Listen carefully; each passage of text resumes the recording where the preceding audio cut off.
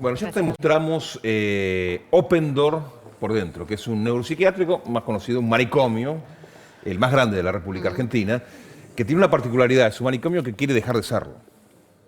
Porque llegó a tener, no sé, 4.000, 5.000 pacientes en el momento de mayor internación en la República Argentina, y hoy ha descendido bruscamente el número de personas que se encuentran hospitalizadas, pero quiere dejar de serlo porque busca externar a los pacientes para que tengan un contacto con la comunidad. Y porque además hubo un compromiso que en el año 2020 se comenzaría a aplicar de manera efectiva y práctica la desmanicomialización, una palabra que suena larguísima. No te la pido de nuevo, ¿no? ¿Te la digo? Otra vez, dale. Desmanicomialización. Hay que aprenderla porque forma parte de lo cotidiano y forma parte también de la posibilidad de avanzar en la inclusión con derechos de aquellas personas que han sido internadas y en algunos casos abandonadas en algunos centros de salud mental. Por eso, para hablar de este tema, estamos ya mismo saludando a la subsecretaria de Salud Mental, Consumos Problemáticos y Violencias de la provincia de Buenos Aires, a Julieta Camelsqueta. Julieta, gracias por estar con nosotros. Buenos días. Gracias. Bueno, aparte es un impulso que le ha dado el gobierno de Axel Kicillof, que se suma a otros gobiernos provinciales que tienen esta política de externación, ¿no? Sí, así es. Nosotros desde el Ministerio de Salud y a pedido también de nuestro gobernador, entre otras leyes que hace falta implementar y profundizar en la Argentina, la Ley Nacional de Salud Mental, de la que tanto hablamos durante muchos momentos, requiere la reforma de estas instituciones que, como ustedes dicen bien, son manicomios bajo un modelo que en algún momento fue la respuesta a los padecimientos en salud mental y que a lo largo de los años ha mostrado en Argentina y en el mundo que no es el modelo que mejora la salud. Julieta, ayer estuvimos en Open Door, como decíamos, y de Open Door salió un personaje realmente muy querible que vamos a presentarles ahora, que estuvo internado en Open Door y que ahora está en una, ¿cómo se dice? ¿Casas seguras? ¿Cómo se dice? Sí, casas con apoyos. Con apoyos. Es decir, con cuidados que acompañan la vida en la comunidad en aquellos que necesitan ser acompañados y cuidados en algunos procesos. Vamos a conocer a José Luis. Vamos. Bueno, esta es mi casa. Acá tengo el televisor, tengo la mesita de luz, mis amigos. Bueno, estoy un poco nervioso.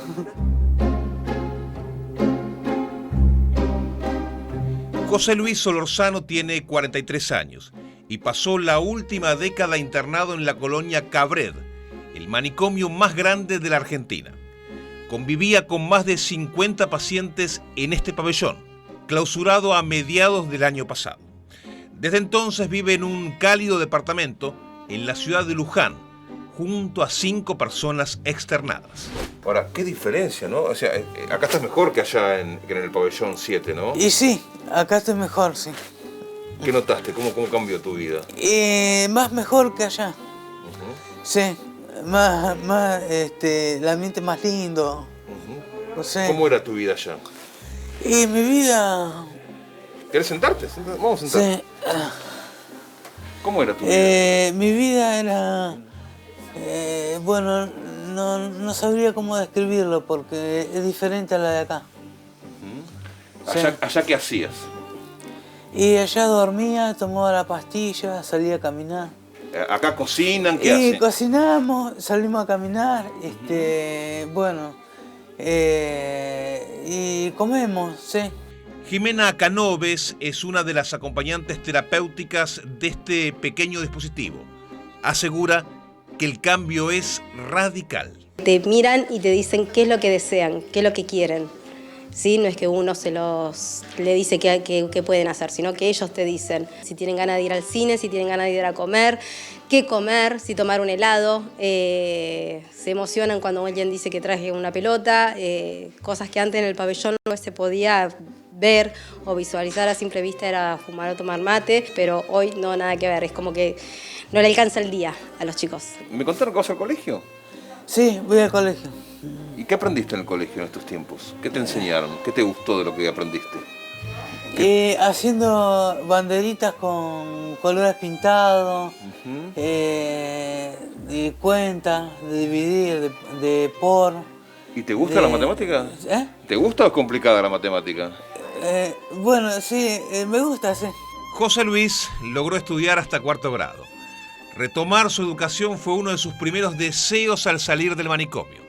Su docente Elda Ponta Cuarto siente un orgullo enorme por el progreso de José Luis. Él es medio Sarmiento, porque viene 1:20, él llega acá a la escuela y después se va más o menos 3:20, una cosa así, 3:30, y me avisa, él sabe que me tiene que avisar que llegó a la casa, así yo ya me quedo tranquila. Se nota que le gusta, José Luis es un chico muy respetuoso y hemos participado de otras actividades fuera de la escuela, como visitas, charlas, y la verdad que le gusta.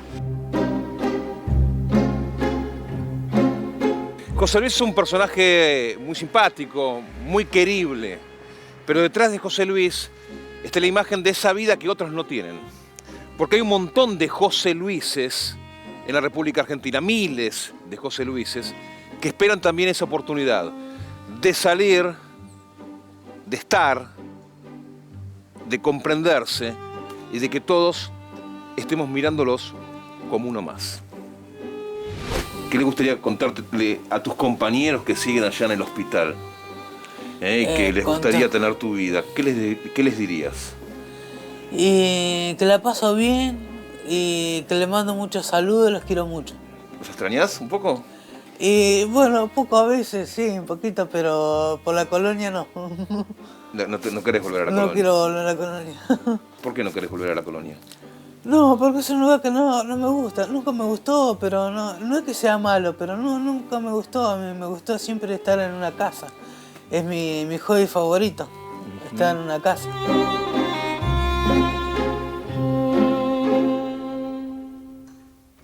José Luis saluda a sus amigos y si nos está viendo José Luis en este momento, que estimamos que sí, nosotros lo saludamos a él. Así que, bueno, a propósito de lo que pasa con José Luis, hablamos de esto. Y junto con Julieta, a quien ya habíamos saludado. Julieta, ¿por qué debemos cambiar esta ley de salud mental en la Argentina y por qué se debate en el mundo los cambios necesarios en las leyes de salud mental?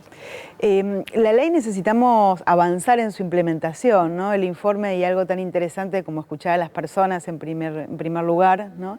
Testimonia que es posible construir lo que nosotros llamamos apoyos para la vida en la comunidad, entendiendo que la vida en la comunidad es uno de los derechos humanos que todos tenemos. Lo que no implica que aquellas personas que en algún momento estén atravesando una situación de crisis requieran tal vez una internación voluntaria o involuntaria, ¿no? Son como dos procesos diferentes.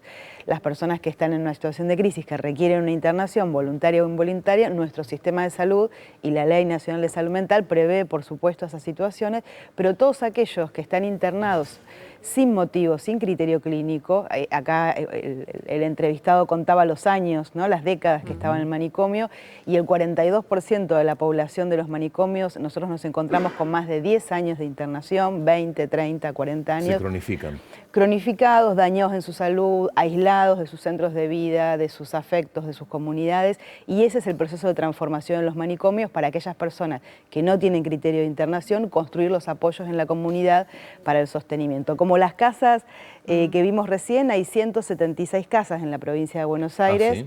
176 casas y una externación de 480 personas que están viviendo en la comunidad, acompañada por el proceso de desmanicomialización de la provincia y equipos de salud en el Hospital Cabred. Ayer se mencionaba en el informe, hay 80 trabajadores que trabajan afuera del hospital sosteniendo las casas y acompañando con distintos niveles de apoyo según los grupos. Julieta, Open Door en su momento fue, diría, casi un faro, ¿no? En muchísimos aspectos para lo que significaba el tratamiento de personas con algún tipo de enfermedad mental o trastorno mental. ¿Por qué? Porque en su momento Open Door permitía que quienes estaban allí alojados o internados tuvieran un espacio y no estuvieran encerrados, por ejemplo, en una celda. El tiempo pasó. Y eso también quedó vetusto.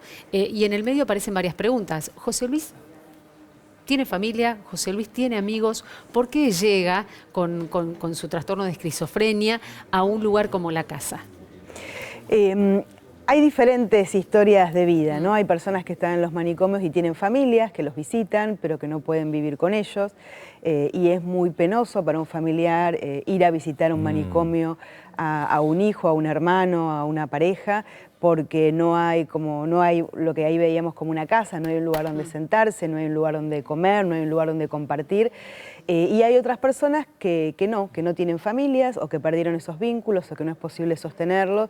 Y nosotros como Estado entendemos que para el conjunto de toda esa población, incluso para los que se van a vivir con sus familias, hay que sostener apoyos para la vida en la comunidad. Y también es fácil señalar con el dedo, ¿no? Sí, claro. Y me parece que no estamos acá para esto. Y también hay que decir que no es fácil convivir con el loco, ¿no? No es fácil, no todo el mundo está preparado, la estructura familiar, entonces también hay que ponerse un poco del lado. Pero para eso está el Estado, ¿no? Para darle otras oportunidades a aquellas familias que no pueden ayudar a una persona que está con esas necesidades, ¿no? Claro, los padecimientos en salud mental están en primera persona en aquellos que los sufren, pero también el núcleo afectivo muchas veces atraviesa situaciones muy difíciles y eso es parte de lo que en las estrategias de salud también hay que contemplar. Por eso las externaciones a las casas de las familias, que hay muchas externaciones a las casas, está bajo un sistema de acompañamiento también a los familiares, con hospitales abiertos también a poder recibir cualquier situación aguda que pueda volver a presentarse. ¿Y cómo llega a la escuela José Luis? Digo, ¿cómo aparece la escuela dentro de esta casa y dentro de la vida de una persona que está sola? El caso de José Luis, volvemos a tomar su ejemplo en particular. ¿Él manifiesta que quiere estudiar? ¿Cómo ustedes trabajan parte para de las que esa cosas persona lo defina? que pasan en las externaciones en que empiezan a aparecer intereses que antes estaban aplastados en el manicomio. Algunas inserciones laborales, aprendizajes. ¿Puedo hacerte una consulta? Sí. ¿Intereses que estaban aplastados por una decisión personal o por algún tipo, porque esto también forma parte de, a ver, ¿cómo llamarlo? De los mitos que rodean a los manicomios, o porque estaba sedado o porque estaba medicado? ¿Por qué no aparecen esos intereses? Y porque la vida en el manicomio es una vida donde la vida no puede aparecer. La gente se levanta y se acuesta a la misma hora, toma la medicación en horarios regulares, se viste con ropa que provee el manicomio, no tiene muchas veces ni siquiera un placar para guardar sus cosas, no hay espejos. En los manicomios no hay espejos, por toda una vieja idea de la peligrosidad, porque son personas que no tienen criterio de riesgo, si no, no las estaríamos externando, ¿no? Claro. Entonces, en esas condiciones es muy difícil que la subjetividad individual de cada uno, su propia historia, sus deseos, sus propios temores, sus propias dificultades, en forma singular, lo que nos hace a cada uno ser quienes somos, aparezca y a partir de ahí uno pueda construir las estrategias de salud. ¿Qué posición tenés, Julieta, respecto a la Ley Nacional de Salud Mental, que tiene como uno de sus criterios fundamentales que el propio loco, o el propio afectado, la persona que tiene, ¿viste? A veces cuando le dice no vidente a los ciegos, te dicen, no, yo soy ciego, te dice el ciego. Entonces, no sé, entonces es difícil, ¿no? Decir loco parece despectivo, pero bueno, es...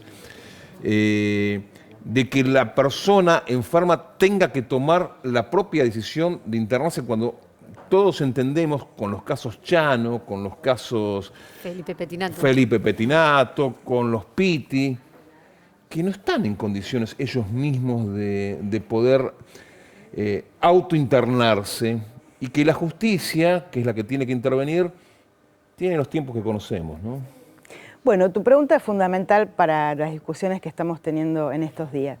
La ley de salud mental prevé 2 tipos de internaciones. Tiene un capítulo entero con 20 artículos más o menos vinculados a eso. Prevé 2 tipos de internaciones. Las voluntarias, que son las que vos mencionás.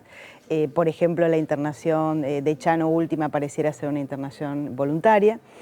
Y después aquellas internaciones involuntarias, ¿no? Que se dan en aquellos casos en los que se presume que hay una situación de riesgo para con los otros o para la propia persona.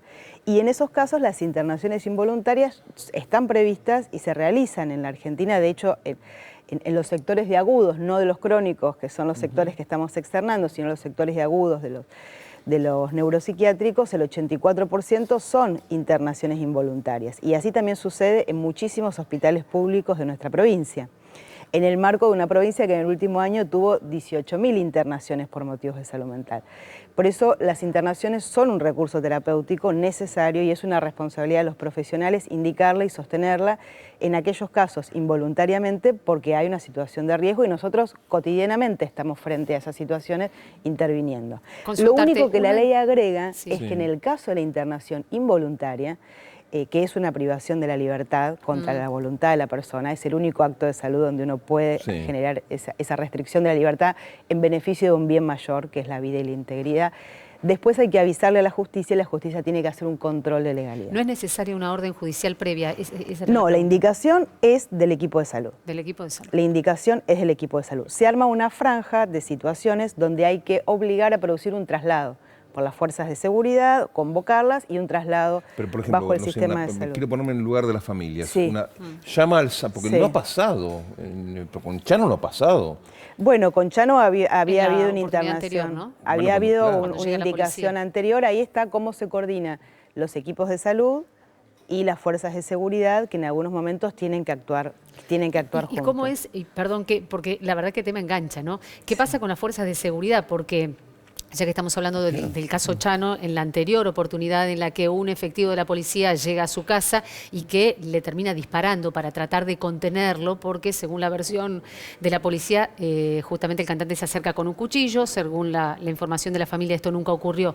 Digamos, ¿qué tipo de formación especial tiene que tener el efectivo de seguridad que va a la casa para cumplir con ese traslado compulsivo?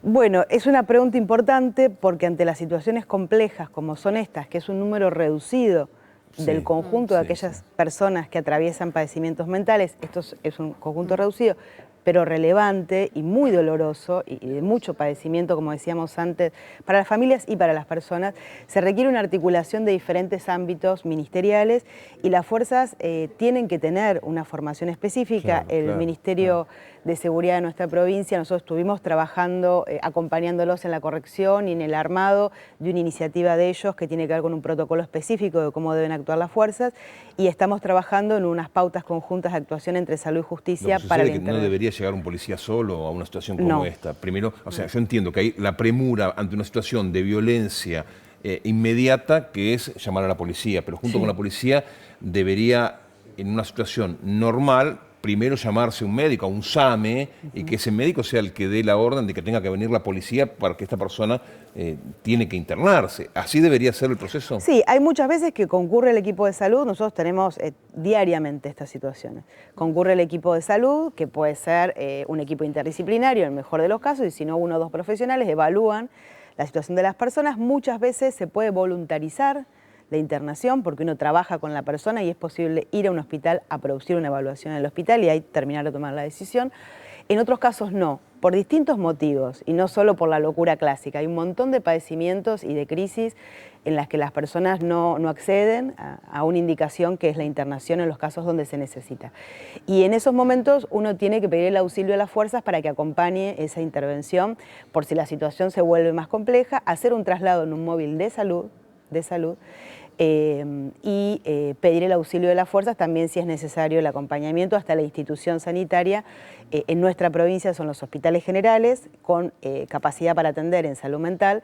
Nosotros generamos la incorporación de equipos de urgencia en los hospitales generales en el marco de la decisión del gobernador de implementar la Ley Nacional de Salud Mental. 37 equipos interdisciplinarios en hospitales generales, aumentamos un 27,5 la cantidad de camas en internaciones en hospitales generales. Próximamente vamos a inaugurar un espacio nuevo en el Hospital de Moreno con una sala adaptada particularmente para estas internaciones y a la vez sostenemos todas las internaciones agudas, que son estas de las que estamos hablando, no las crónicas donde no hay motivo de internación y es otro el problema. Sostenemos en los neuropsiquiátricos las salas de internación agudas, mejorándolas porque hay que decir, por ejemplo, Open Door, nosotros encontramos esas salas de internación agudas con personas durmiendo en colchones en los pisos y con paredes electrificadas. Esa era la situación en la que encontramos nuestra provincia y el depósito humano en el que se transformaron los manicomios en nuestra provincia en el periodo anterior de gobierno, ¿no? de la gobernadora Vidal. Gracias, Julita. Bueno, gracias a ustedes. Muchas gracias.